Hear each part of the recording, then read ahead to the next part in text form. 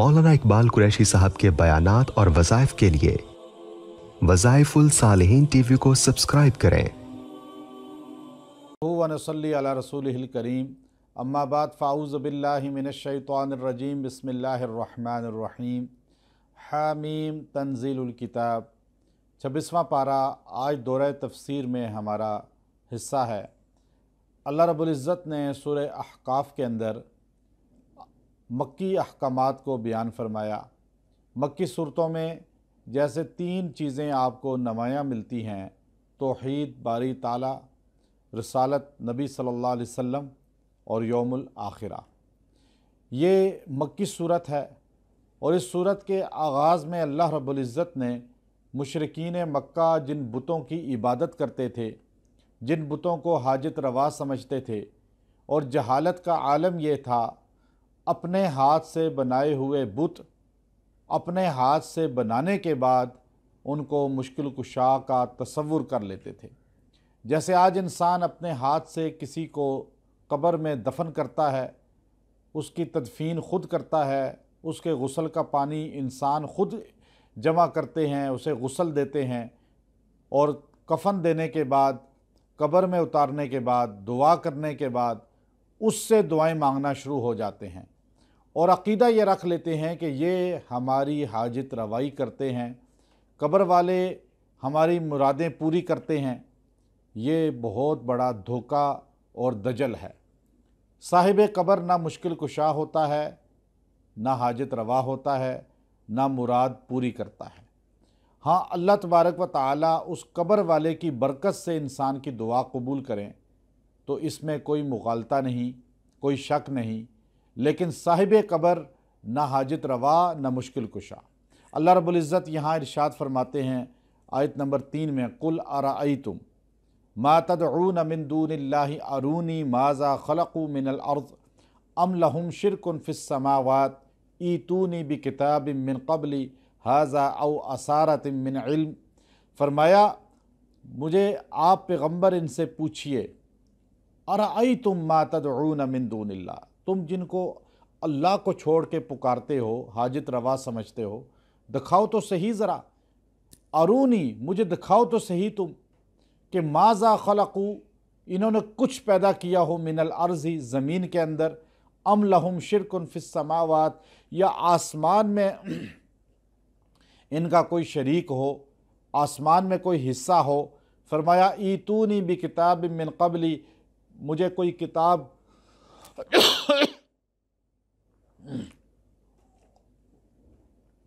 या मुझे कोई किताब दिखाओ जो इन्होंने तहरीर की हो, जो किताब लिखी हो, इन कुन तुम सादिकीन, अगर तुम सच्चे हो। फिर आगे अल्लाह फरमाते हैं, वमन अज़ल्लु मिम्मन यदउ मिन दूनिल्लाह, फरमाया उससे बड़ा गुमराह कौन है जो अल्लाह को छोड़कर अल्लाह के गैरों को पुकारता है, और मल्ला यस्तजीबु लहू, और उसे पता भी है कि वो सुनते नहीं हैं, ना कोई दलील है कि वो सुनते हैं, ये यकीनी बात है कि वो सुनते नहीं हैं। और फरमाया वइज़ा हुशिरन्नास कानू लहुम आदाअन व कानू बिइबादतिहिम, क़यामत का दिन होगा जब इंसानियत को जमा किया जाएगा तो जिन जिन की तुम इबादत करते, उनको मुश्किल कुशा, उनको हाजत रवा समझते थे, तुम एक दूसरे के दुश्मन हो जाओगे। ये इस मज़मून को इसके अंदर बड़ी वजाहत से आगे भी बयान फरमाया। और एक चीज़ इसमें बड़ी अहम है, इंसान की तख्लीक।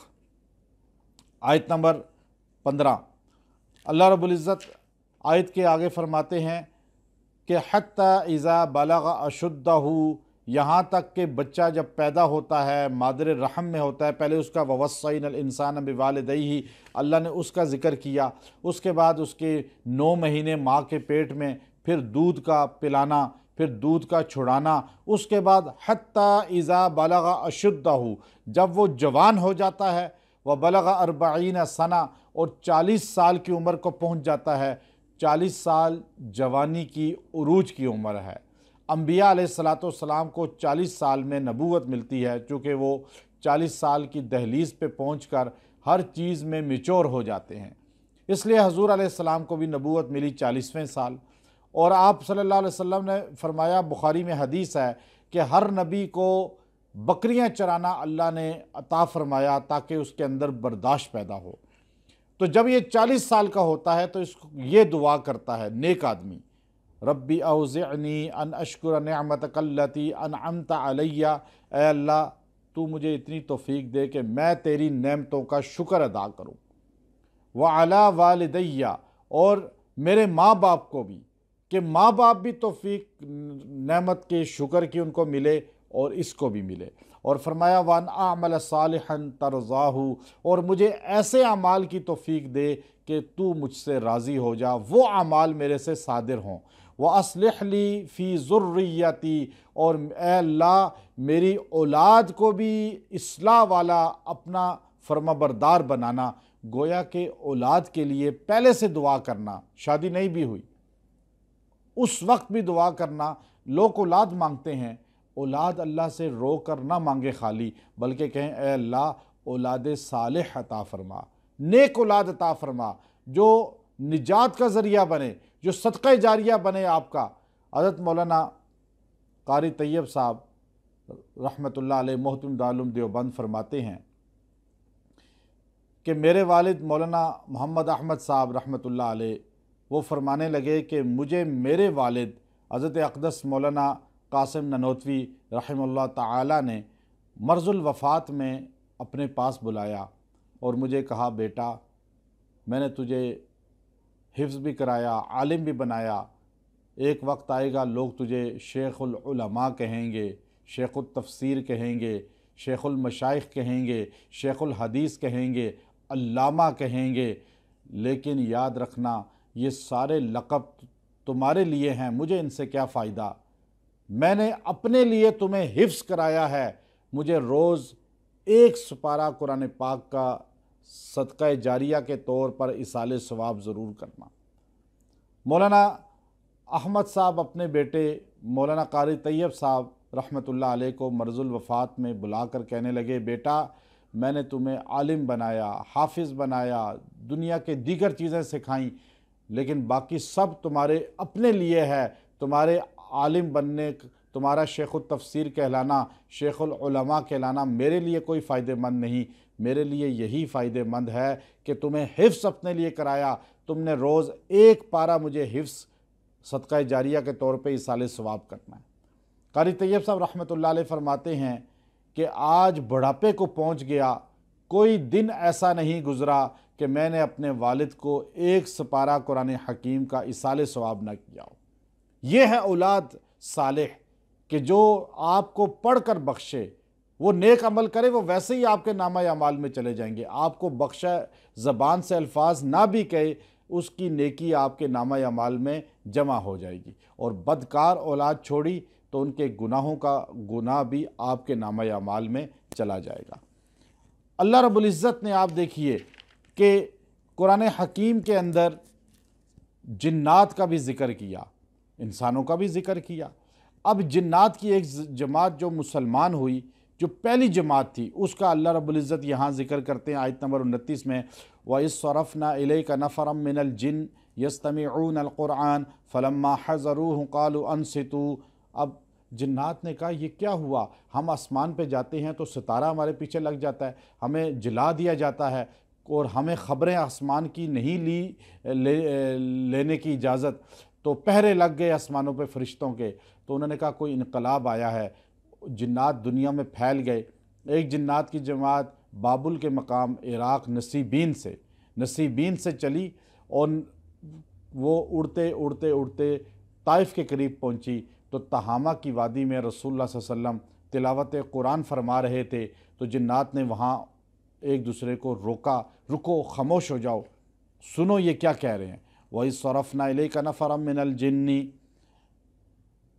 اچھا، جنات جب آپ کی طرف پھرتے ہوئے پہنچے، یستمعون القرآن، تو انہوں نے وہاں پر قرآن پاک کو جو ہے کان لگا کے سننا شروع کر دیا۔ فلما حضروہ، اب جب وہ وہاں حاضر ہوئے، قالوا انصتوا، تو انہوں نے کہا بھائی کان لگاؤ، خاموش ہو جاؤ، کان لگاؤ، خاموش ہو کر یہ سنو۔ فلما قضیٰ، یہاں تک کہ جس وقت آپ نے تلاوت مکمل کر لی، ولوا الی قومہم منذرین، تو وہ اپنی قوم کے پاس چلے گئے ان کو بتانے کے لیے کہ کوئی نبی آیا ہے جو قرآن ایسے پڑھ رہا تھا جو اللہ کی کتاب ہے۔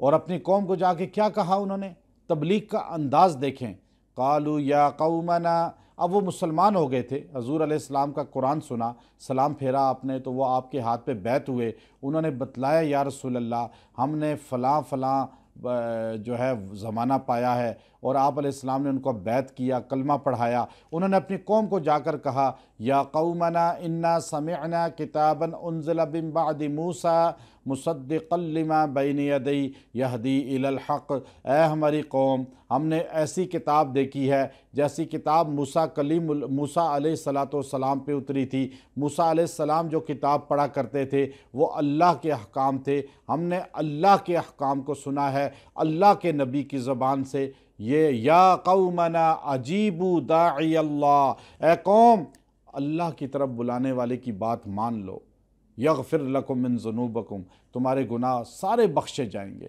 یہ دعوت جنات کو دی اور بڑی کثیر تعداد جنات کی وہاں مسلمان ہو گئی۔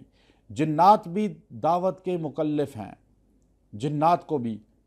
میرے استاد تھے مفتی عزیز الرحمن صاحب، جو شیخ عبدالقیوم ہزاروی صاحب، یہ نصرت العلوم مدرسہ گجرانوالہ میں استاذ الحدیث رہے۔ 1953 میں میرے استاد نے LLB بھی کیا۔ مفتی عیسیٰ صاحب رحمۃ اللہ علیہ جو پنجاب کے مفتی تھے، وہ مفتی عزیز الرحمن صاحب میرے استاد کے شاگرد تھے۔ اور مولانا مفتی عزیز الرحمن صاحب بڑے آدمی تھے، ان کے والد مولانا محمد جان صاحب شیخ القرآن مولانا غلام اللہ خان رحمۃ اللہ علیہ کے شاگرد تھے، استاد تھے، بلکہ مولانا غلام اللہ خان رحمۃ اللہ علیہ مولانا محمد جان صاحب کے شاگرد تھے۔ اور میرے استاد اکثر مجھے واقعات سناتے تھے، میں نے عملیات بھی ان سے سیکھی، 5 سال ان کی خدمت کی۔ تو فرماتے تھے کہ ان کے بھائی مولانا عبدالرشید صاحب حکیم تھے، مولانا عبدالغنی صاحب وہ بڑے ان کے بھائی علماء میں سے تھے اور ماشاءاللہ عملیات میں بہت ماہر تھے۔ لیکن فرمانے لگے مولانا عبدالمعبود صاحب دامت برکاتہم العالیہ نے بھی، جو مورخ اسلام ہیں، انہوں نے یہ واقعہ لکھا کہ ایک آدمی مولانا محمد جان صاحب کے پاس ٹیکسلا سمو گڑی رات قیام کیا، ان کا مطب تھا، مطب میں انہوں نے سلا دیا، تو کشتے پڑے ہوئے تھے، مربے پڑے ہوئے تھے، رات کو اسے بھوک لگی، جب وہ کھانے لگا تو ڈبہ کھولا ہی تو ایک دم جن آ گئے، انہوں نے کہا تو ہمارے استاد کی چیز کھا رہا ہے بغیر اجازت، انہوں نے اس کو باندھ دیا۔ صبح وہ نماز کے لیے نکلے تو انہوں نے آواز دی اور چلے گئے، واپس آئے پھر آواز دی، دروازہ نہیں کھلا، انہوں نے کہا بھائی دروازہ کھولو نماز پڑھو، تو اندر سے اس نے چلا کر کہا میں تو بندھا ہوا ہوں چرپائی کے ساتھ، اور اندر سے کنڈی بھی تھی۔ پھر دروازہ توڑا گیا تو مولانا محمد جان صاحب جو میرے استاد کے والد تھے وہ جنات کو پڑھاتے تھے، جنات ان کے بیعت ہو کر ان کے پاس دین کی چیزیں سیکھتے تھے۔ بہت سے علماء ہمارے ہیں الحمدللہ، جنات کو پڑھانے کا شرف عطا ہوتا ہے ہمیں۔ آگے اللہ رب العزت نے سورہ محمد کا نزول فرمایا۔ سورہ محمد یاد رکھیے یہ مدنی صورت ہے، اس میں جہاد قتال کے احکامات ہیں، قتال کے سب سے شدید احکام اس میں ہیں، سورۃ القتال بھی اسے کہا جاتا ہے۔ لیکن اس کے اندر نبی صلی اللہ علیہ وسلم کا اسم گرامی آیا، حضور علیہ السلام کا 4 مرتبہ قرآن حکیم میں نام مبارک آیا، ایک آل عمران میں، پھر سورہ احزاب میں، سورہ فتح میں اور سورہ محمد میں۔ اللہ رب العزت نے پہلے شروع ہی میں اللہ نے کفر کو اور نفاق کو اور مسلمانوں کو الگ کر دیا۔ الذین کفروا وصدوا عن سبیل اللہ اضل اعمالہم، کافر اللہ کی راہ سے روکتے ہیں، برباد ہیں ان کے اعمال۔ گویا کہ اللہ رب العزت نے حضور علیہ السلام کا اسم گرامی اس میں آیا، حضور کا نام محمد صلی اللہ علیہ وسلم۔ قیامت کے دن اللہ رب العزت فرمائیں گے محمد قم محمد حبیبی، حضور علیہ السلام کو حکم ہوگا آپ کھڑے ہوں اور جنت میں داخل ہوں، سارے نام محمد والے اٹھ کے چل پڑیں گے جنت کی طرف۔ اللہ فرمائیں گے میں نے اپنے محبوب محمد کو پکارا، لیکن تم سارے محمد نام کی برکت سے مجھے حیا آتی ہے کہ میں اسے دوزخ میں پھینکوں، تم سب جنت میں چلے جاؤ۔ فرمایا محمد نام میں بڑی تاثیر ہے کہ محمد نام میں کمی نہیں ہو سکتی، یہ واحد نام ہے۔ موسیٰ جتنے نبیوں کے نام ہیں ایک حرف کاٹ دیں تقصیر ہو جائے گی، موسیٰ میم ہٹا دیں معنی چینج ہو جائے گا۔ لیکن حضور کا نام محمد، میم ہٹا دیں پھر بھی حمد، تعریف، حمد کا ہا ہٹا دیں پھر مد کھینچنا، یہ بھی جنت کی طرف کھینچنے والے، پھر میم بھی ہٹا دیں دال، دعوت دینے والا، بلانے والا جنت کی طرف۔ تو نبی کو اللہ نے جو نام دیا بغیر نقطے کے، اللہ کا نام بھی بغیر نقطے کے، اللہ نے حضور علیہ السلام کے نام میں تاثیر رکھی ہے۔ جس کے بچے ضائع ہو جاتے ہوں وہ عورت مرد نیت کر لیں بیٹے کا حمل ہوگا تو بیٹے کا نام محمد رکھیں گے، اور دوسرے تیسرے چوتھے 4 مہینے ہر مہینے پیٹ پہ عورت کے انگلی سے محمد لکھتا رہے، انشاءاللہ اللہ تبارک و تعالی بیٹا عطا فرمائے گا اور حفاظت کے ساتھ اس کی جو ہے پیدائش ہوگی۔ اللہ رب العزت نے کھڑے ہو کے کھانے والوں کے لیے وعید فرمائی ہے۔ اس میں سورہ محمد کے اندر کھڑے ہو کے جو کھانا کھاتے ہیں، اللہ رب العزت نے فرمایا، آپ دیکھیے آیت نمبر 12، والذین کفروا یتمتعون ویأکلون کما تأکل الانعام والنار مثوی لہم۔ یہ جو فائدہ اٹھا رہے ہیں نا دنیا میں، یہ ایسے کھاتے ہیں جیسے جانور کھاتے ہیں، جانوروں کی طرح۔ جانور کبھی بھی آپ دیکھیں گے بیٹھا ہوا ہوگا، کھانے کے لیے اٹھ کے کھڑا ہو جائے گا اور منہ نیچے کر کے کھڑا ہو کے کھائے گا۔ اللہ نے گویا کہ اشارہ کر دیا، یہ جو کھڑے ہو کے کھاتے ہیں نا پلیٹیں پکڑ کے شادیوں میں، یوں آج تو فیشن بن گیا، بھئی آپ کرسی پہ بیٹھ جائیں، زمین پہ بیٹھ جائیں، لیکن پلیٹ لے کر ہاتھ میں یوں پھرتے پھرتے نہ کھائیں، آپ بلکہ بیٹھ جائیں۔ جانور یہ کرتا ہے، وہ کھانے کے لیے اٹھ کھڑا ہوتا ہے، اور انسان کو اللہ نے، حضور علیہ السلام کھانا کھاتے تھے اتحیات کی شکل میں بیٹھ کر، آپ یا ایک گھٹنا اوپر اٹھا کر یا دونوں گھٹنے اوپر اٹھا کر۔ آپ علیہ السلام کی اکثر عادت تھی کہ آپ دونوں گھٹنے یہ اٹھا کر بیٹھ کے، جیسے جوتوں سمیت بیٹھتا ہے بندہ، ایسے کھایا کرتے تھے۔ کہا یا رسول اللہ یہ طریقہ تو غلاموں کا ہے۔ آپ نے کہا ہاں میں اللہ کا غلام ہوں، مجھے یہ پسند ہے کہ میں اس طرح کھاؤں۔ کھانے کے آداب ہیں، گوٹھ مار کے بھی کھانا خلاف سنت ہے، ہاں نہ باقی طریقوں سے بیٹھ سکیں تو گوٹھ مار لیں۔ تو اللہ نے جنت کی نعمتیں ذکر فرمائیں۔ جنت کے اندر جو ہے اللہ رب العزت انسان کو کیا نعمتیں دے گا۔ آیت نمبر آپ دیکھیے 15، مثل الجنت التی وعد المتقون، جنت جس کا تم سے وعدہ ہے وہ یہ ہے، اس میں انہار من ماء غیر آسن، اس میں پانی کی نہریں ہوں گی جو خراب نہیں ہوگا، وانہار من لبن، وہ دودھ کی نہریں ہوں گی، لم یتغیر طعمہ، جس کا ذائقہ خراب نہیں ہوگا، وانہار من خمر لذت للشاربین، شراب ہوگی جس کو پینے سے انسان پاگل نہیں ہوگا، وانہار من عسل مصفی، اور شہد کی نہریں ہوں گی، صاف ستھرا شہد ہوگا۔ آگے آیت نمبر 20، وَيَقُولُ الَّذِينَ آمَنُوا لَوْلَا نُزِّلَتْ سُورَةٌ، اور یہ لوگ کہتے ہیں ایمان والے کہ کوئی سورت کیوں نہیں اترتی جہاد کی۔ مکے میں ماریں بہت کھائی تھی، کہتے تھے یا رسول اللہ کوئی جہاد کی آیت اترے، کوئی جہاد کی آیت اترے، ہمیں مقابلہ ہو کافروں سے، اللہ کی طرف سے فیصلہ ہو تو پھر وہ جہاد بن جائے گا، خود لڑیں گے تو لڑائی ہوگی۔ اللہ نے فرمایا فَإِذَا أُنزِلَ السُّورَةُ، جب ہم نے محکم صورت اتار دی، وَذُكِرَ فِيهَا الْقِتَالُ، جس میں قتال کا حکم ہے، جہاد کا حکم ہے، سورہ محمد، سورہ انفال، سورہ توبہ، تو رَأَيْتَ الَّذِينَ فِي قُلُوبِهِم مَرَضٌ، لیکن آپ دیکھیں جس کے دل میں بیماری ہے، منافق ہے جو، يَنظُرُونَ إِلَيْكَ نَظَرَ الْمَغْشِيِّ عَلَيْهِ مِنَ الْمَوْتِ، اس کا چہرہ دیکھیں اس پہ موت پڑ رہی ہے، جیسے اس کا چہرہ ایسے لٹک رہا ہے جہاد کا سن کے کہ مر جائیں گے۔ بھائی جہاد میں کون مرتا ہے؟ خالد بن ولید رضی اللہ تعالیٰ عنہ 125 جنگیں لڑیں، کسی میں شکست نہیں کرائی، اور فرمایا بستر مرگ پہ فوت ہو رہا ہوں۔ زرار ابن ازور رضی اللہ تعالیٰ عنہ قمیص بھی نہیں پہنتے تھے جہاد میں، اور زرہ بھی نہیں پہنتے تھے، اللہ نے کس طرح مقام عطا فرمایا۔ تو اس لیے فرمایا کہ ان کے چہروں پہ موت آ جاتی ہے جب جہاد کا ذکر سنتے ہیں۔ منافق جہاد کے ذکر سے پریشان ہوتا ہے، مومن خوش ہو جاتا ہے، اللہ سے ملاقات ہوگی۔ اس لیے ہمیں منافقت نہیں بلکہ ایمان والے روش اختیار کرنی چاہیے۔ سورہ فتح، یہ فتح ہے، مکی صورتوں میں سے ہے، رزق کی تنگی دور کرنے کے لیے اسے ظہر کے بعد پڑھنے سے رزق کی تنگیاں دور ہو جاتی ہیں۔ اللہ رب العزت نے اس کے اندر 3 چیزوں کو خاص بیان کیا۔ ایک یہ کہ جب صحابہ کرام صلح حدیبیہ میں آئے اور مکہ عمرہ کرنا چاہتے تھے لیکن آپ کو روک دیا گیا، عثمان غنی رضی اللہ تعالیٰ عنہ کو آپ نے بھیجا کفار سے بات کرنے کے لیے، تو مکہ کے مشرکوں نے ان کو نظر بند کر دیا اور کہا آپ عمرہ کریں، حضور کو اجازت نہیں۔ عثمان غنی نے کہا پھر میں بھی نہیں کرتا۔ اب عثمان غنی نظر بند، ادھر خبر مشہور کر دی عثمان شہید ہو گئے۔ علم غیب اللہ کے علاوہ کسی کے پاس نہیں۔ حضور صلی اللہ علیہ وسلم نے صحابہ اکرام کو بلوایا، اور ایک درخت تھا، وہ حدیبیہ کا مقام جہاں ایک درخت تھا، الحمدللہ وہاں جا کے کئی بار ہم نے حاضری دی، دعائیں کی۔ بیت اللہ کے چابی بردار کی وہاں زمینیں ہیں، وہ مجھے کئی بار اپنے ساتھ لے گئے، وہاں جا کے ہم نے الحمدللہ ان جگہوں پہ عبادات بھی کی اور اس وقت کو یاد کیا۔ تو حضور علیہ السلام ایک درخت کے نیچے بیٹھ گئے، اور درخت کے نیچے بیٹھ کر آپ نے یوں کہا او صحابہ میرے ہاتھ پہ بیعت کرو کہ عثمان کے قتل کا بدلہ لیں گے۔ صحابہ کرام ایک ایک آ کر آپ کے ہاتھ پہ بیعت ہونا شروع ہو گئے، اور ایک صحابی ہاتھ رکھتا چلا جاتا اور کہتا یا رسول اللہ موت کی بیعت کر رہا ہوں۔ سارے صحابہ نے ایک صحابی عثمان کے لیے موت کی بیعت کی۔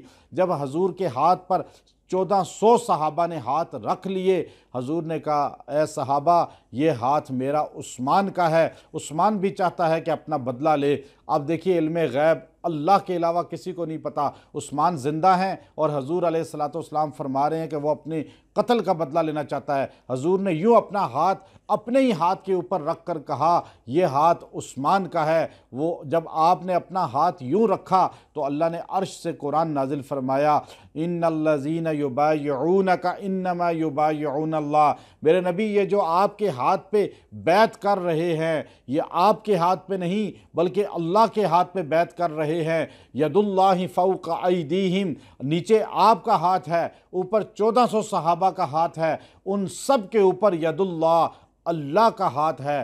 اللہ بھی ان صحابہ کو پسند کرتا ہے، اور پھر اللہ رب العزت نے صحابہ کے اوپر اپنا ہاتھ قرار دیا۔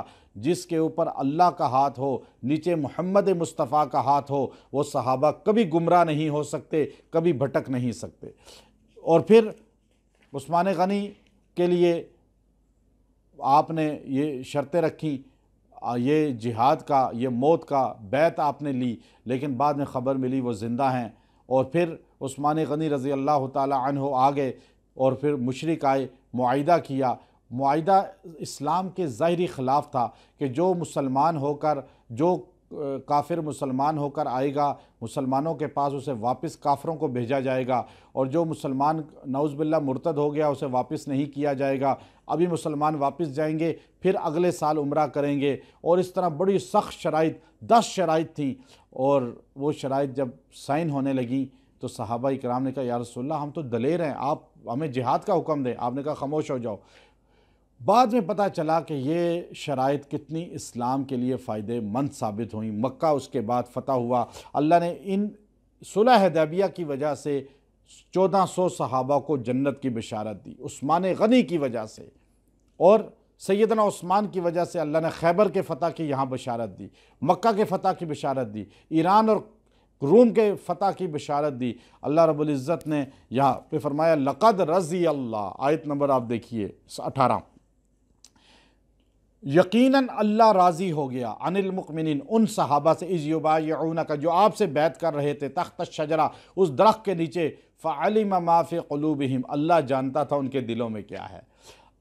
اللہ 1400 صحابہ سے عثمان کی وجہ سے راضی ہوا، فانزل السکینۃ علیہم، ان کے دلوں پہ اللہ نے سکون طاری کر دیا، جاؤ اس سال، لیکن وَأَصَابَهُمْ فَتْحًا قَرِيبًا، جلد آپ کو فتح قریب ملے گی، فتح مبین ملے گی جو مکہ فتح ہو جائے گا، وَمَغَانِمَ كَثِيرًا، بہت سی مال غنیمت صلح حدیبیہ میں یعنی آپ کے ہاتھ آئیں گے، اور وعدکم اللہ مغانم کثیرہ، اس کے علاوہ بھی اللہ تعالیٰ تمہیں اور مال غنیمت دے گا، کبھی ایران کبھی روم فتح ہوگا۔ فرمایا یہ سب بشارتیں ملی سیدنا عثمان کی وجہ سے حدیبیہ میں۔ آگے آپ دیکھیے صحابہ کی عظمت ایسی ہے کہ صحابہ قرآن کے اہل تھے، اسلام کے اہل تھے، تقوی کے اہل تھے۔ اللہ تبارک و تعالیٰ فرماتے ہیں کہ وَكَانُوا أَحَقَّ بِهَا وَأَهْلَهَا، کوئی آدمی کسی کو مرتبہ مل جاتا ہے، عہدہ مل جاتا ہے، کہا یہ جاتا ہے آپ کو عہدہ تو مل گیا، آپ اہل نہیں تھے، وہ کہتا ہے جی میں اہل تو تھا لیکن میرا حق نہیں تھا۔ یہاں اللہ نے فرمایا صحابہ آپ رسول اللہ کے صحابی ہیں، رسول اللہ کے غلام ہیں، رسول اللہ کے جانثار ہیں، وَكَانُوا أَحَقَّ بِهَا، آپ ہی حقدار تھے کہ نبی کے جانثار بنتے وَأَهْلَهَا، اور آپ ساروں کے اندر یہ قابلیت تھی کہ آپ نبی کے صحابہ بننے کے اہل تھے۔ آگے اللہ رب العزت نے آپ دیکھیے یہ جو آیت ہے آخری رکوع سورہ فتح 27 نمبر آیت، لَقَدْ صَدَقَ اللَّهُ رَسُولَهُ الرُّؤْيَا، حضور نے خواب دیکھا تھا کہ میں عمرہ کر رہا ہوں، تو اس کے بعد آپ احرام باندھ کر آئے تھے، پھر صلح حدیبیہ ہوئی اور اس سال آپ واپس چلے گئے، اگلے سال پھر آپ نے آ کر عمرہ کیا۔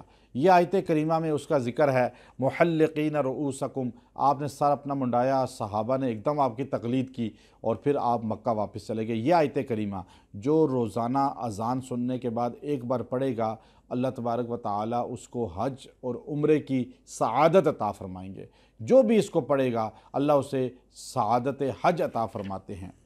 آگے آپ دیکھیے اللہ رب العزت نے فرمایا آخری رکوع آخری آیت، محمد الرسول اللہ، محمد صلی اللہ علیہ وسلم اللہ کے رسول ہیں۔ گواہی قرآن نے دے دی کہ محمد اللہ کے رسول ہیں۔ اب نظام زندگی صرف محمد صلی اللہ علیہ وسلم کی غلامی کے مطابق چلے گا، اس کے علاوہ نہیں۔ اس کے بعد فرمایا والذین معہ، جو محمد صلی اللہ علیہ وسلم کے ساتھ ہیں، ساتھ کون تھے؟ خلفۂ راشدین کا گویا کہ آیت میں ذکر ہوا، والذین معہ، جو ساتھ ابو بکر اس وقت بھی ہر غار میں ساتھ، ہر جنگ میں ساتھ، ہر جگہ ساتھ، یہاں تک کہ روضہ پاک میں آج بھی ساتھ، معہ اشداء علی الکفار، اور جو کافروں پہ سخت ہیں۔ ابو بکر کے بعد عمر خلیفہ بنے، کافروں پہ سخت، مسلمانوں کے ساتھ محبت کرنے والے جلالی حکمران، جلالی صحابی، کہ آج بھی اگر عمر کا نام لیا جائے شیطان بھاگ جاتا ہے۔ جس جگہ عمر لکھیں گے شیطان وہاں سے، شین وہاں سے نہیں گزر سکے گا۔ پتہ یہ چلا عمر کا نام آج بھی منافقوں کے لیے بہت بڑا تیر ہے۔ عمر کا نام میں اتنی تاثیر ہے، حضور نے فرمایا عمر جس رستے سے تو گزرتا ہے شیطان وہ رستہ چھوڑ دیتا ہے۔ ابو بکر صدیق رضی اللہ تعالی عنہ معہ، اللہ رب العزت نے فرمایا ان اللہ یتجلی للناس عاما ولابا بکر خاصا، قیامت کے دن ابو بکر کو خاص اللہ کی زیارت ہوگی، انسانیت کو عام زیارت ہوگی، چاند جیسے سارے دیکھتے ہیں۔ اور اب عمر کے بارے میں فرمایا لو کان بعد نبی لکان عمر، میرے بعد کوئی نبی ہوتا تو عمر ہوتا۔ تیسرا اشداء علی الکفار کے بعد رحماء بینہم، آپس میں پیار کرنے والے ہیں، آپس میں نرم ہیں، اور امت کا سب سے زیادہ نرم کہ اپنی نرمی کی خاطر مدینے میں اپنی جان دے دی لیکن جنگ نہیں ہونے دی۔ انہیں 83 سال کی عمر میں شہادت قبول ہو گئی۔ سیدنا عثمان ذو النورین، جن کے بارے میں حضور نے فرمایا میں اس عثمان سے حیا کیوں نہ کروں جس سے اللہ کے فرشتے بھی حیا کرتے ہیں۔ اور پھر فرمایا اس کے بعد تراہم رکعا سجدا، سجدے کرنے والا، عابد اور زاہد، قرآن حکیم کو پڑھنے والا، جہاد کرنے والا، وہ علم نبوت کا دروازہ ہے۔ انا مدینۃ العلم وعلی بابوہا، حضرت علی رضی اللہ تعالیٰ عنہ۔ چاروں خلفاء کا ذکر، اور فرمایا صحابہ کرام کی شان یہ ہے کہ ان کی شان قرآن میں بھی ہے، حدیث تورات میں بھی ہے، انجیل میں ہے۔ مثلہم فی التوراۃ و مثلہم فی الانجیل، ان کی مثالیں تو انجیل میں ملتی ہیں اور ان کی مثالیں تو تورات میں ملتی ہیں۔ مسلمانوں تم ان کی مثالیں دے کر اپنا ایمان تازہ کرو، اللہ تورات انجیل والوں کو ان کی مثالیں دیتا ہے۔ اس کے بعد فرمایا ان کی مثال ایسی ہے کزرع اخرج شطأہ، جیسے کھیتی جو ہے اگائی جاتی ہے، اس میں سے جب کھیتی نکلتی ہے تو کھیتی والا جو زارع ہوتا ہے وہ کتنا خوش ہوتا ہے، اور کھیتی اپنی دیکھ کر کسان خوش ہوتا ہے، لیکن لیغیظ بہم الکفار، لیکن کافر غصے میں آتے ہیں، دشمن غصے میں آتے ہیں۔ محمد صلی اللہ علیہ وسلم صحابہ آپ کی کھیتی ہے، آپ ابو بکر کو دیکھتے ہیں، عمر کو دیکھتے ہیں، عثمان کو دیکھتے ہیں، علی کو دیکھتے ہیں، حسن کو دیکھتے ہیں، طلحہ کو دیکھتے ہیں، معاویہ کو دیکھتے ہیں، عشرہ مبشرہ بدریین کو دیکھتے ہیں، آپ خوش ہو جاتے ہیں لیغیظ بہم الکفار۔ لیکن جو کافر ہے، منافق ہے، ذکر اصحاب رسول سنتا ہے، ذکر معاویہ سنتا ہے، ذکر عمر سنتا ہے، ذکر اصحاب رسول سنتا ہے، لیغیظ بہم الکفار، تو وہ بغض کی وجہ سے ایک دم جل بھن جاتا ہے۔ امام مالک رحمۃ اللہ علیہ سے جب پوچھا تھا ہارون الرشید نے کہ بتائیں حل لمن سب اصحاب رسول اللہ صلی اللہ علیہ وسلم کمن فی حقہ، جو صحابی کو گالی دے کیا اس کو بیت المال سے مدد کی جائے گی؟ آپ نے فرمایا لا، نہیں کی جائے گی۔ انہوں نے کہا کیوں نہیں؟ کافر کا حق ہے، یہودی کو مدد کی جاتی ہے، عیسائی کو کی جاتی ہے، اس کو کیوں نہیں کی جائے گی؟ فرمایا اس لیے کہ وہ تو اسلام سے خارج ہو کر ارتداد کی طرف چلا گیا۔ کہ یہ ارتداد کا فتویٰ کہاں سے دیا؟ کہ اللہ کے قرآن سے۔ اللہ کا قرآن کہتا ہے صحابہ سے بغض رکھنے والا لیغیظ بہم الکفار، وہ کافروں میں سے ہو سکتا ہے، مسلمان نہیں۔ آگے آپ دیکھیں سورہ حجرات۔ سورہ حجرات یہ حجرہ سے ہے، اس میں آداب معاشرت بتائیں، نبی کے آداب، نبی سے کلام کیسے کرنا ہے، نبی کی شان کیا ہے۔ چونکہ بدو لوگ، دیہاتی لوگ آتے تھے تو وہ باہر کمرے کے کھڑے ہو کے حجرے کے کہتے تھے یا محمد، یا سوال پوچھتے تھے، تو اس میں بولنے کا ان کا سٹائل جہالت والا ہوتا تھا، جس میں بے ادبی شامل ہو جاتی تھی۔ اس لیے جو دیہاتی لوگ ہوتے ہیں نا، یہ اکثر علماء کی، اپنے استادوں کی، پیروں کی الفاظ ایسے استعمال کرتے ہیں جس میں بے ادبی کا شائبہ ہوتا ہے۔ ایسا لفظ منہ سے نہ نکالیں جس میں بے ادبی بڑوں کی ہو۔ یہاں بڑوں کی بے ادبی کیسے کی جاتی ہے سوشل میڈیا پر، کیسے الفاظ القاب ان کو دیے جاتے ہیں، یہ اللہ کے عذاب اور پکڑ کا باعث بنتے ہیں۔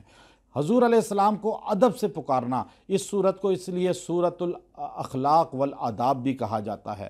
اس میں احکام ہیں ادب کے، آداب کے۔ اللہ نے پیرا لا تقدم بین یدی اللہ، دیکھو نبی سے آگے نہ بڑھو، حضور سے آگے نہ چلو۔ حضرت شیمہ کہتی ہیں میں اس بچے کو لے کر اپنے بھائی کو جب گود میں جاتی ہوں تو میں نے دیکھا کبھی کوئی بکری میرے سے آگے نہیں چلی، میرے پیچھے چلتی ہیں۔ جس دن اپنے بھائی محمد کو لے کے نہیں جاتی تو بکریاں میرے سے آگے بھاگتی ہیں اور مجھے ان کو روکنا پڑتا ہے۔ کتنا ادب بکریاں بھی جانتی ہیں۔ اے مسلمان، نبی سے آگے نہ بڑھنا۔ قاضی ایاز رحمۃ اللہ علیہ نے لکھا نبی سے آگے بڑھنا یہ بھی ہے کہ نبی کی سنت سے آگے بڑھ کے بدعت کرنا۔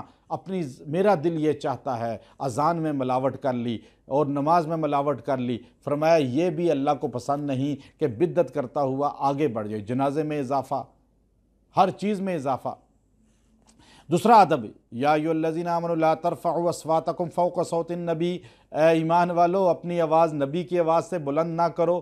حضور علیہ السلام کی آواز سے بلند کرنا، ان تحبط اعمالکم، آواز تمہاری بلند ہوتے ہی تمہاری نیکیاں ضائع۔ حضرت شماس کہتے ہیں روتے ہوئے آئے یا رسول اللہ، شداد اور یا شماس کہ یا رسول اللہ میری آواز تو ہے ہی بھاری، میں تو نیکیاں ضائع ہو گئیں، میں تو بولتا ہوں تو گرجتا ہوں۔ اللہ کے رسول نے فرمایا تو مستثنیٰ ہے، استثناء حاصل ہے۔ صحابہ حضور کے سامنے اشاروں سے بات کرتے تھے۔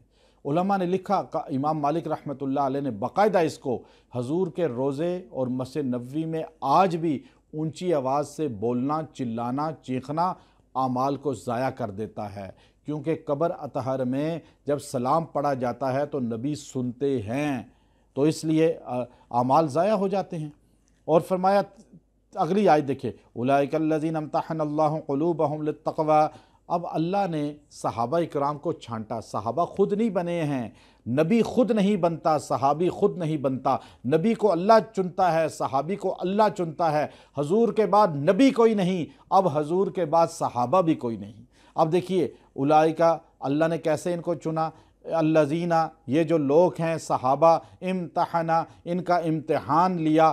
کس نے امتحان لینے والا کون ہے؟ جن ہے، فرشتہ ہے؟ فرمایا نہیں نہیں، انس نہیں، جن نہیں، فرشتہ نہیں، امتحن اللہ، اللہ نے امتحان لیا۔ یا اللہ کس چیز کا امتحان لیا؟ بیالوجی کا، فزکس کا، کیمسٹری کا، ریاضی کا، انگلش کا، عربی کا، ادب کا؟ فرمایا نہیں، نہ منطق کا، نہ حدیث کا۔ صحابہ کا امتحان لیا، قلوبہم، ان کے دل کا، چونکہ دل سے پتہ چلتا ہے یہ آدمی کیسا ہے۔ اور پھر کہا یا اللہ صحابہ کا دل کیسا تھا؟ اب لوگ کہیں گے کہ صحابہ بدل گئے تھے، ان کا دل بدل گیا تھا۔ کہا نہیں، اس دل کے اندر میں نے خاص چیز کا امتحان لیا۔ کس چیز کا؟ للتقوی، تقوی جو اس کے اندر ہے کتنا ہے۔ یا اللہ آپ نے صحابہ کا امتحان لیا، دل کا لیا، تقوی کا لیا، رزلٹ کیا نکلا؟ فرمایا لہم مغفرہ، سارے بخشے گئے، پاس ہیں سارے۔ اللہ کہہ رہا ہے امتحان لینے والا وہ ہے جو نہ بکتا ہے، نہ مخلوق ہے، نہ بھولتا ہے، نہ اس سے غلطی ہوتی ہے، نہ پرچے ری چیک کا کوئی اپلیکیشن دے سکتا ہے کہ اللہ کو بھول ہی نہیں ہو سکتی۔ فرمایا لہم مغفرہ، ہو سکتا ہے کوئی رعایتی بھی پاس ہوا ہو، کہا نہیں، وَأَجْرٌ عظیم، سارے بے شمار نمبر لے کے فرسٹ ڈویژن پاس ہو گئے۔ ایسے صحابہ تو ان کے بارے میں لب کشائی کرنا عذاب الہی کا موجب بنتا ہے۔ فَإِنَّ الَّذِينَ يُنَادُونَكَ مِن وَرَاءِ الْحُجُرَاتِ أَكْثَرُهُمْ لَا يَعْقِلُونَ، حضور جو آپ کو باہر سے آوازیں دیتے ہیں وہ جاہل ناسمجھ لوگ ہیں۔ اگلی آیت، یا ایھا الذین آمنوا ان جاءکم فاسق بنبأ فتبینوا، اے لوگو ایمان والو جب کوئی خبر لائے نا فاسق تو فتبینوا، تحقیق کر لیا کرو، سنی سنائی باتیں نہ کیا کریں، سنی سنائی باتیں پھیلانا، سنی سنائی باتیں ادھر ادھر پہنچانا، یہ بہت بڑا گناہ ہے۔ آج ہر دینی بے دینی طبقہ یہی بات کرتا ہے، جو چیز ملی سوشل میڈیا پہ لگا دی، جو چیز ملی بیان کر دی۔ تحقیق ضروری ہے۔ آگے اللہ رب العزت نے فرمایا اولئک، آپ دیکھیے آگے، وَاعْلَمُوا أَنَّ فِيكُمْ رَسُولَ اللّہ، یہ یاد رکھو تمہارے اندر اللہ کے رسول موجود ہیں۔ صحابہ کی شان بیان کی، وَلَكِنَّ اللّہ حَبَّبَ إِلَيْكُمُ الْإِيمَانَ، اللہ نے ان کا جو اندر ہے دل وہ ایمان سے بھرا ہے، وہ پسند کرتے ہیں کس کو؟ ایمان کو۔ صحابہ دیکھیے یہاں صحابہ کی ایسی شان بیان کی کہ ہم ایمان کو پسند کرتے ہیں، ہم اسلام کو پسند کرتے ہیں، ہم نماز کو پسند کرتے ہیں، لیکن صحابہ کون ہیں؟ وَلَكِنَّ اللّہ، بے شک جن کے لیے اللہ نے حببہ پسند کیا، الیکم الایمان، اے صحابہ تمہارے لیے ایمان کو۔ صحابہ واحد ہستی ہیں جن کے لیے اللہ نے ایمان کو پسند کیا۔ وَزَيَّنَهُ فِي قُلُوبِكُمْ، تمہارے دل کو اللہ نے ایمان سے بھر دیا۔ وَكَرَّهَ إِلَيْكُمُ الْكُفْرَ، اور تمہیں برا لگتا ہے کفر کی طرف جانا۔ وَالْفُسُوقَ وَالْعِصْيَانَ، فسق اور عصیان نافرمانی کے کاموں کی طرف جانا۔ ایمان ہمارے لیے اللہ نے نہیں، ہم نے ایمان پسند کیا، ماں باپ نے ہمارے لیے ایمان پسند کیا، لیکن صحابہ کے لیے اللہ نے پسند کیا۔ آگے آپ دیکھیے اللہ رب العزت نے آیت نمبر 11، یا ایھا الذین آمنوا لا یسخر قوم من قوم، اے ایمان والو نہ کسی کا کوئی قوم دوسری قوم کا مذاق اڑائے۔ یہ تمسخر کرنا، ہوٹنگ کرنا، مذاق کرنا، طنز کرنا، یہ قرآن میں حرام ہے مومن کا مومن کے لیے۔ مسلمان نہیں، کافر کا بھی طنز نہ کریں۔ ہمارے ہاں کیسے طنز کیا جاتا ہے، آج تو سوشل میڈیا طنز سے بھرا ہوا ہے۔ اللہ رب العزت اس کو سختی سے منع کرتے ہیں، انما المؤمنون اخوہ، ایمان والو تم آپس میں بھائی ہو، بھائی ہو، ہم آپس میں بھائی بن کر رہیں، ہماری چھوٹی موٹی غلطیوں کو معاف کریں، تعصب نہ کریں۔ اور اس کے بعد اللہ رب العزت کیا فرماتے ہیں؟ وَلَا تَلْمِزُوا أَنفُسَكُمْ، اور ایک دوسرے کو تانے مت دو۔ یہ جو تانے دیے جائے ساس بہو کو، بہو ساس کو، اور ایک دوسرے کو تانے، میں نے تمہیں یہ دیا، تم تو غریب تھے۔ اور وَلَا تَنَابَزُوا بِالْأَلْقَابِ، غلط لقب بھی نہ لگاؤ کسی کے، کہ لقب لگاتے ہو جیسے تم کسی کے نام کے ساتھ توہین والا لقب لگا دیا، نام بگاڑ دیا، یہ گناہ کبیرہ ہے۔ بئس الاسم الفسوق، یہ تو بہت برائی کا کام ہے، اللہ رب العزت تمہیں اس سے بچائے۔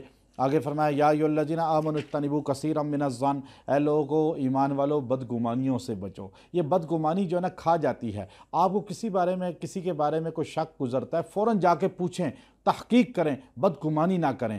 ولا تجسسوا، اور ٹو میں مت لگو۔ اگر آپ ٹو میں لگ گئے نا تو آپ ہر ایک سے غلطی نکال سکتے ہیں۔ اسی لیے تو صحابہ اور انبیاء سے بھی وہ لوگ جو ٹو میں لگے انہوں نے خطائیں نکال کے اپنی آخرت برباد کی ہے۔ اس لیے فرمایا ولا یغتب، اور غیبت بھی مت کرو، بعضکم ایک دوسرے کی۔ غیبت کتنا بڑا گناہ ہے۔ ایحب احدکم ان یاکل لحم اخیہ میتا، کیا تو پسند کرتا ہے مردار بھائی کا گوشت کھائے؟ غیبت کرنا مردار گوشت کھانے کے برابر ہے، اس لیے غیبت سے سختی سے منع کیا۔ اور غیبت اتنا بڑا گناہ ہے، فرمایا اپنی ماں کے ساتھ زنا کرنے کے مترادف ہے۔ غیبت اتنا بڑا گناہ ہے کہ آپ کی نیکیاں دوسرے کے نامہ اعمال میں چلی جاتی ہیں۔ ہمارے سے جو بیعت ہوتے ہیں میں اکثر ان کو یہ تلقین کرتا ہوں، غیبت بینک میں جمع کرتے جائیں، اور جب اکاؤنٹ سے نکلوانے جائیں تو اگلا کہے کہ آپ کا تو اے ٹی ایم خالی ہو گیا، آپ نے اے ٹی ایم خالی کر دیا، تو آپ کی کیا حالت ہوگی؟ آپ یہاں تہجد پڑھ رہے ہیں، عبادات کر رہے ہیں، قیامت کے دن اللہ کہے گا تیری ساری نیکیاں ضائع، تو نے فلاں کی غیبت کی، وہ نیکیاں وہاں منتقل ہو گئی۔ تو غیبت سے بچیں۔ آگے اللہ رب العزت فرماتے ہیں یا ایھا الناس انا خلقناکم من ذکر و انثی، اے انسان تجھے ہم نے مرد اور عورت سے پیدا کیا، پھر تمہارے قبیلے تعارف کے لیے بنائے، تم تعارف کے لیے قبیلہ ہے تمہارا، یہ نہیں کہ تم فخر کرو میں سید ہوں، میں جو ہے راجپوت ہوں، میں قریشی ہوں، فخر نہیں۔ فخر کس پر ہونا چاہیے؟ ان اکرمکم عند اللہ اتقاکم، تم میں اللہ کے نزدیک عزت والا وہ ہے جو تقوی والا ہے، متقی ہے، پرہیزگار ہے۔ اللہ کے نزدیک عزت والا بننے کے لیے پرہیزگار کو اللہ شان دیتا ہے، اور سب سے بڑا تقوی والا وَسَيُجَنَّبُهَا الْأَتْقَى، سب سے بڑا تقوی والا قرآن نے ابو بکر صدیق کو کہا ہے۔ آگے آپ دیکھیے قالت الاعراب آمنا قل لم تؤمنوا، اعرابی آئے دیہاتی آ کر کہنے لگے یا رسول اللہ ہم مومن ہو گئے، آمنا یا رسول اللہ حضرت جبرائیل اسی وقت تشریف لائے، یہ دعویٰ اتنا بڑا کر رہے ہیں ہم مومن ہو گئے۔ قل لم تؤمنوا ولکن قولوا اسلمنا، ابھی تم مسلمان ہوئے ہو، زبان سے کلمہ خالی کہا ہے، دل میں نہیں اترا تمہارے۔ آج مسلمان سوچے جو صرف زبان سے کلمہ پڑھ کے عملاً اسلام سے محروم ہے، اللہ اس کو یہاں سمجھا رہا ہے کہ ابھی تمہارے دل میں نہیں، ولما يدخل الایمان فی قلوبکم، ابھی ایمان تمہارے دل میں نہیں اترا، وَإِن تُطِيعُوا اللَّهَ وَرَسُولَهُ، کیونکہ تم نے ابھی اللہ رسول کی اطاعت ہی نہیں کی۔ جسم کو محمد صلی اللہ علیہ وسلم کی غلامی میں ڈھال دینا یہ ایمان ہے۔ اور پھر اللہ رب العزت نے آگے صاف الفاظ میں آخری جملہ کہا کہ قُلْ أَتُعَلِّمُونَ اللَّهَ بِدِينِكُمْ، تم جو ہے اللہ رب العزت کو فخر بتاتے ہو، یمنون علیک ان اسلموا، تم احسان جتلاتے ہو کہ تم اسلام لے آئے، تم احسان جتاتے ہو کہ تم مسلمان ہو۔ فرمایا نہیں، تم احسان نہ جتاؤ، بلکہ بل اللہ یمن علیکم ان ہداکم، اللہ تم پر احسان کرتا ہے کہ تمہیں ہدایت دے کر ایمان دیا۔ ہم پر اللہ کا احسان ہے کہ ہم مسلمان ہیں، ہمارا احسان اللہ پہ نہیں ہے کہ ہم مسلمان ہیں۔ یاد رکھیں، اللہ کے دین کو سمجھنا، اسلام اور قرآن کے مطابق زندگی گزارنا یہ ایمان ہے، اور کلمہ پڑھ لینا اور اپنی مرضی کی گزارنا، یورپ و امریکہ کو اور کفار کو اپنا مقتدا سمجھنا اور ان کی زندگی اپنانے کی کوشش کرنا، یہ اللہ یہاں فرماتا ہے کہ تم کلمہ میرا پڑھتے ہو اور احسان کرتے ہو کہ یورپ کی زندگی اپنا کر کے کلمہ پڑھا ہے تم نے، تمہارے کلمے کا کوئی فائدہ نہیں۔ اللہ کا احسان ہے کہ تمہیں توفیق دی ہے، اب عمل پہ آ جاؤ، انشاءاللہ جنت تمہاری ہے۔ وآخر دعوانا ان الحمدللہ رب۔ مولانا اقبال قریشی صاحب کے بیانات اور وظائف کے لیے وظائف الصالحین ٹی وی کو سبسکرائب کریں۔